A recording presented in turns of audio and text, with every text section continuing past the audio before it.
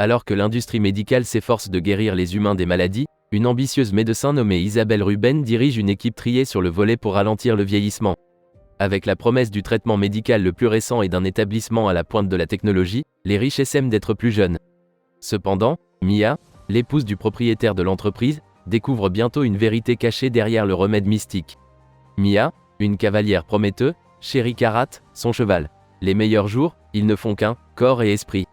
Cependant, elle se demande aussi si elle prend sa liberté. Ce soir-là, la cavalière entre dans leur chambre dans son costume d'anniversaire pour initier l'intimité avec son mari, Thomas. Malheureusement, il refuse d'interagir avec elle. Mia descend les escaliers et ouvre le courrier du docteur Isabelle Ruben, la partenaire commerciale de Thomas. Elle voit une photo en gros plan de 14K brûlée sur ce qui semble être de la peau humaine. Le lendemain, Thomas regarde une interview vidéo d'Isabelle concernant « Ressusciter », un traitement médical pour restaurer la jeunesse et l'installation ultramoderne qu'il se prépare à construire.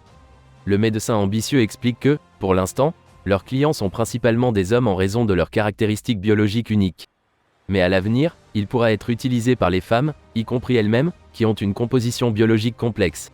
L'intervieweur pose des questions narquoises concernant l'efficacité du traitement et son fondement moral. Cependant, le médecin renverse la tendance en soulignant que le vieillissement est une maladie qui doit être guérie. Par la suite, Thomas appelle Isabelle pour lui parler de l'affaire. Pendant son jogging matinal, Mia croise Nika, la nounou d'un voisin, et le bébé dont elle s'occupe. Juste à temps, Isabelle salue les femmes, commentant le beau bébé et les magnifiques cheveux de la nounou.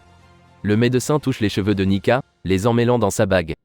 Alors qu'Isabelle essaie de libérer sa main, elle tire discrètement les mèches de cheveux de la nounou et les place dans sa poche. Mia guide le médecin jusqu'à leur maison, discutant de la condition physique parfaite du cavalier, qui convient à la conception, mais Thomas les interrompt en ouvrant la porte. L'homme d'affaires déclare à Isabelle que ce projet est censé rester secret jusqu'à ce qu'ils aient suffisamment de fonds pour soutenir les installations. Isabelle explique que leur objectif devrait être d'être le pionnier de ce traitement médical, mais Thomas affirme que les progrès ne sont pas au-dessus de la phase 1 et qu'ils sont encore expérimentaux. Pour le convaincre, elle montre des photos d'un client masculin, Peter, d'il y a 1 an, qui a l'air des décennies plus jeune sur sa photo actuelle. Ce résultat surprend Thomas, alors Isabelle tient bon, affirmant que les riches ne se soucient pas des politiques et de l'approbation. Si cela se produit, les fonds ne seront pas un problème pour l'entreprise. Malgré cela, Thomas insiste sur le fait qu'il est le propriétaire de l'usine, alors il rappelle fermement au médecin de ne rien faire sans son approbation, et elle accepte ses demandes. Avant de partir, Isabelle s'approche de Mia pour lui dire qu'elle est adorable. Mia répond sarcastiquement qu'il vaudrait mieux que le médecin partage cette information avec Thomas car il l'écoutera sûrement. La dame plus âgée lui conseille sur la façon d'attirer l'attention de son mari, alors cette nuit-là, l'équestre se poupée, ce qui captive son mari qui fait que les choses se déroulent comme prévu. L'intimité dégénère rapidement, mais soudain, il se détourne de Mia, laissant la femme bouleversée. L'homme insiste sur le fait qu'il ne peut pas donner à sa femme ce qu'elle veut en raison de son infertilité qui aggrave l'agitation de Mia, alors elle sort. Pendant ce temps, Nika est sur le chemin du retour lorsqu'un homme la heurte soudainement. Elle reprend sa marche mais après quelques pas, elle tombe au sol, paralysée. Quelques secondes plus tard, un petit camion s'arrête à côté d'elle et entraîne la femme à l'intérieur. Elle essaie de rester éveillée et entend 2 hommes dire que le médicament qu'ils ont utilisé sur elle est un anesthésiant pour les vaches. Ensuite, la nounou devient inconsciente alors que l'homme prend une tige et chauffe son bout. Pendant ce temps, Mia retourne dans leur chambre et le couple se réconcilie en se serrant dans ses bras. D'un autre côté, Nika se réveille et entend les étrangers se chamailler à propos du barrage routier inattendu, alors elle en profite pour pousser la porte et sortir du véhicule. Elle se cache derrière les buissons alors que le camion part. Le lendemain, Isabelle rencontre un nouveau client, Johansson, qui souhaite paraître plus jeune. Isabelle dit à l'homme de signer l'accord de non-divulgation pour discuter de la nouvelle procédure. Par la suite, le médecin présente les portefeuilles de ses clients pour montrer la crédibilité du traitement. Ensuite, elle écrit le montant que l'homme doit payer en crypto. Il commence immédiatement la préparation, comme la collecte des graines mâles, un prélèvement buccal et l'extraction du sang. Le patient insiste davantage sur le traitement, mais le médecin l'ignore. Avec cela, l'homme exprime son malaise d'être tenu dans l'obscurité, alors Isabelle le fait sortir. De son côté, Thomas prépare son smoothie du petit déjeuner. Mia remet en question la qualité des suppléments qu'ils produisent dans leur usine, notant que l'étiquetage est erroné puisque son mari est vétérinaire et non médecin. Il fait un point en demandant à Mia de deviner l'âge d'Isabelle. Elle dit que le médecin a environ 40 ans, mais Thomas dit qu'elle a 61 ans, ce qui choque sa femme. Soudain, quelqu'un frappe à leur porte et Mia l'ouvre pour Nika, qui est échevelée et ensanglantée. Thomas voit immédiatement son épaule avec des 17 brûlés dessus, ce qui le préoccupe. Sa femme lui dit d'aller chercher une serviette, mais il appelle quelqu'un au téléphone à la place. Mia doit encore lui crier dessus pour qu'il apporte la serviette. L'équestre réconforte la femme, mais Thomas insiste pour l'emmener à l'hôpital, alors Mia convainc la nounou de l'accompagner. Au coucher du soleil, la cavalière devient plus inquiète, alors elle envoie un message vocal à son mari, lui disant de revenir bientôt. Cependant, ce soir-là, Thomas n'est toujours pas revenu, alors elle appelle les hôpitaux les plus proches, mais aucun n'a admis une dame nommée Nika. Pendant ce temps, la voiture de Thomas s'arrête enfin devant une installation apparemment abandonnée. La porte s'ouvre soudainement et l'homme qui a emmené Nika hier l'entraîne dans le bâtiment. L'homme d'affaires est surpris en voyant la femme se faire tirer, mais il ne fait rien pour l'aider. En raison de l'anxiété de Mia, elle ouvre l'ordinateur de Thomas pour suivre l'emplacement de son téléphone. Juste à temps, un message de son mari arrive, l'informant que Nika est hospitalisée. Réalisant l'écart entre l'emplacement de son mari et le message, elle attrape ses clés de voiture. D'autre part, Thomas entre dans l'établissement pour retrouver Isabelle. Ici, il la confronte à propos de l'homme qui a traîné Nika. Le médecin l'informe qu'il s'agit d'un gardien qu'elle a embauché. Il s'appelle Doug, tandis que son assistant s'appelle Pig. Le propriétaire précise qu'il pensait que les femmes se sont portées volontaires, et Isabelle déclare que ce n'est pas possible, mais ce n'est pas un problème car ce n'est que temporaire. Thomas exprime faiblement sa sympathie envers les femmes. Au lieu de répondre, le médecin montre une photo d'une femme nommée Ellie sur son ordinateur. En la voyant, Thomas exprime sa culpabilité, alors Isabelle lui caresse les épaules et lui murmure affectueusement qu'elle l'aidera à traverser cette épreuve. L'homme se lève brusquement et sort de la pièce alors que le médecin lui crie de ne pas entraver le projet. Lorsque Thomas quitte l'établissement, Mia arrive. La femme entre dans un bâtiment délabré et, alors qu'elle se promène, le sol s'effondre soudainement. Elle se sauve et recommence à enquêter sur les lieux. Mia trouve les suppléments vendus par l'entreprise de son mari. Peu de temps après, elle entend une femme pleurer et suit le son. Elle voit une femme attachée sur une table et Doug l'électrocute sans pitié. Soudain, Pig vient de derrière Mia, mais elle combat l'homme plus âgé et s'enfuit. Malheureusement, elle trébuche et tombe. L'homme plus âgé lui sourit, mais quand elle se retourne, Doug l'assomme. Mia reprend conscience et se retrouve entraînée par Doug dans une pièce scellée. Au bout d'un moment, Thomas arrive chez lui et découvre que Mia a trouvé où il se trouvait. Il appelle Isabelle et elle confirme que Mia est là. Avec cela, il retourne à l'établissement. Pendant ce temps, Doug ordonne à Mia de changer de vêtements devant lui. Elle refuse courageusement mais découvre bientôt que le gardien est sérieux, alors la femme s'exécute par peur. Après s'être changée, elle voit la porte s'ouvrir, alors elle tente de s'échapper. Doug l'attrape, lui attache les bras, met du ruban adhésif sur sa bouche et extrait son sang. L'homme chauffe une tige de métal et brûle les épaules de Mia, la marquant avec un 34A. Il arrose ensuite la plaie avec son urine et la femme hurle de douleur. D'autre part, Thomas arrive enfin à l'établissement à la recherche de Mia. Il croise le gardien et l'informe que Mia n'est pas comme les autres. L'homme répond que le test le déterminera. Puis, il reçoit un appel d'Isabelle, lui ordonnant de permettre à Thomas de voir Mia pendant 5 minutes. Lorsque le couple se rencontre, Mia exprime sa colère envers son mari mais s'effondre peu de temps après. Au lieu de sauver sa femme, Thomas avertit Mia de ne pas s'échapper d'elle-même car il pourrait être tué, mais il promet de la faire sortir bientôt. Sur ce, il quitte sa femme alors qu'elle sanglote de désespoir. Le médecin appelle calmement Thomas de l'autre côté du couloir et l'avertit de ne pas intervenir, sinon Mia pourrait être blessée. Elle confisque le téléphone de l'homme et lui ordonne de ne pas quitter les lieux. Pendant ce temps, Mia scanne la pièce à la recherche de tout ce qui est utile. Ensuite, l'alarme sonne alors que Nika court autour de l'établissement, essayant de s'échapper. Elle se retrouve devant la salle équestre, demandant de l'aide. Pig apparaît derrière Nika et lui fracasse la tête avec une barre de métal.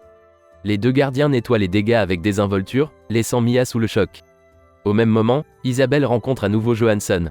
Cette fois, l'homme plus âgé est très enthousiaste à l'idée de se faire soigner car il voit personnellement un autre homme qui a l'air 20 ans plus jeune à cause du traitement. Avec cela, Isabelle augmente le prix de 50% et l'homme riche saisit l'opportunité. Par la suite, le médecin reprend ses recherches avec l'une des femmes alors que Doug l'assiste. Elle avertit le gardien de ne pas toucher au sujet avec ses désirs virils, en particulier Mia, car elle est essentielle. Parallèlement, Thomas se faufile jusqu'à la porte de Mia et déverrouille enfin la pièce après de nombreuses tentatives.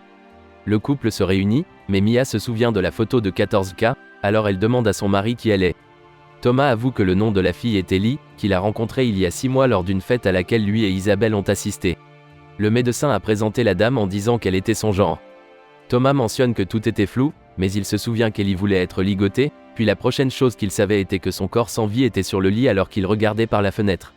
C'est le médecin qui a confirmé qu'elle était partie. Mia réalise qu'elle ne sortira jamais à cause du secret d'Isabelle et Thomas. Ensuite, son mari retourne dans sa chambre, laissant Mia seule. Quelques instants plus tard, Isabelle appelle Thomas et lui montre le nouvel ajout à leur établissement, le sac bio. Ici, elle peut faire pousser des embryons en achetant des ovaires à l'étranger. Cependant, elle admet qu'il y a encore des problèmes qui seront bientôt résolus en ajoutant l'ADN du client. Thomas plaisante sans humour en disant que le médecin peut vivre 180 ans, mais elle répond qu'elle a du mal à trouver son partenaire. Isabelle convainc astucieusement son partenaire commercial qu'ils peuvent atteindre leurs objectifs, en particulier l'argent. Peu de temps après, Thomas entraîne Mia là où se trouvent Isabelle, Doug et Pig. Il déclare qu'elle en sait trop et qu'il faut s'en occuper. Mia sanglote d'angoisse alors que son mari succombe aux demandes d'Isabelle. Après une brève discussion sur qui disposera de la femme, Thomas l'emporte, car il veut mettre fin à cela lui-même. Il attrape un couteau et traîne Mia dehors. Thomas libère Mia dans le couloir pour s'échapper, mais les gardiens les voient. La poursuite commence et le mari tente de bloquer les poursuivants alors que Pig le bat inconscient pendant que Doug cherche Mia. D'autre part, le cavalier trouve une voiture, mais elle ne démarre pas. À la fin, Doug la capture à nouveau. Pendant ce temps, Pig entre dans le bureau d'Isabelle, l'informant qu'elle a enfin une correspondance ADN, qui est Mia. Doug se prépare à éliminer Mia lorsque Pig arrive pour la récupérer pour la procédure. Elle est de nouveau assommée et reprend connaissance, attachée à une table d'opération. Le médecin examine calmement ses ovaires pour rechercher un ovule sain. Alors que Mia sanglote en silence, elle commence à y implanter la semence d'un client. Ensuite, le médecin sourit de satisfaction et Doug l'amène dans sa nouvelle cellule, où elle voit d'autres femmes. Certaines d'entre elles sont enceintes, dont Ellie, qui est vivante. Ici, Mia rencontre Julie, qui est enceinte. La femme lui pose des questions sur la possibilité d'évasion. Elena, l'autre femme de la cellule adjacente qui pleure de douleur et les avertit de se taire. Ellie parle à Mia et le cavalier lui dit que son mari pensait qu'elle était morte. La femme enceinte répond qu'elle est trompée par Isabelle, disant qu'elle sera libérée si elle suit le plan. Doug entend l'agitation et trouve Elena gémissant de douleur. Elle explique que sa dent lui fait mal et que l'homme sans cœur la tire avec une pince. Lorsque la femme ne peut s'empêcher de sangloter, il lui agrafe la bouche pour la faire taire. Ellie ne supporte pas la scène, alors elle insulte Doug. L'homme se rend dans sa cellule et la bat malgré sa grossesse, et ses os se brisent immédiatement. Doug panique et court pour appeler Isabelle. Heureusement, le bébé naît bien, mais Ellie n'a même pas la chance de toucher son enfant alors que le médecin part avec le bébé. Après quelques heures, le gardien arrive avec des fournitures, alors Mia urine volontairement sur le sol, le mettant en colère. Il entre dans la cellule et Mia en profite pour le combattre. Bien qu'elle soit maîtrisée, Mia attrape le couteau de l'homme dans sa poche et le poignarde. Malheureusement, l'homme l'étrangle, et sur le point de perdre son souffle, Julie attrape le couteau sur le côté de Doug et le poignarde dans le dos. La femme crie à Mia pour obtenir les clés, et elle réussit à libérer les dames. Julie, Ellie, Mia et la femme tranquille sortent toutes pour trouver le bébé. Ils localisent une pièce avec une odeur nauséabonde, mais Mia vomit de dégoût quand elle l'ouvre. La femme silencieuse enlève le couvercle du récipient et ils voient des corps de bébés jetés comme des ordures. Ils entendent le cri d'un bébé et se précipitent vers le son. Pendant ce temps, Elena s'approche calmement du Doug saignant sur le sol. Elle le berce et le cajole sur sa force. Simultanément, Thomas reprend connaissance et cherche des armes et des clés. Il cherche Mia et déverrouille l'une des cellules, trouvant deux autres femmes. Il leur donne la clé et leur dit de libérer les autres. Au laboratoire, Isabelle, assistée de Pig, coupe lentement le dos du bébé alors que celui-ci pleure de douleur. Ellie et les autres arrivent juste avant que le médecin ne dissèque le bébé. Cependant, ils arrêtent leur attaque alors qu'Isabelle menace de poignarder l'enfant. Le médecin en profite pour s'échapper alors que Pig bloque les dames. Cependant, les quatre femmes le combattent furieusement. Il les domine toujours, alors Mia attrape la chaîne sur le mur et l'enroule autour du cou de Pig. Ensuite, elle dit aux femmes de tirer les deux bouts, et l'homme succombe finalement à sa faim. Ellie trouve son bébé laissé sur le comptoir et le serre dans ses bras, réconfortant l'enfant. Mia cherche immédiatement Isabelle, mais Doug arrive, marchant péniblement tout en la cherchant, alors elle se cache dans le casier. Cependant, l'homme dérangé remarque sa cachette. Soudain, Thomas l'interpelle. Doug ferme le casier et se cache pendant que le mari cherche sa femme.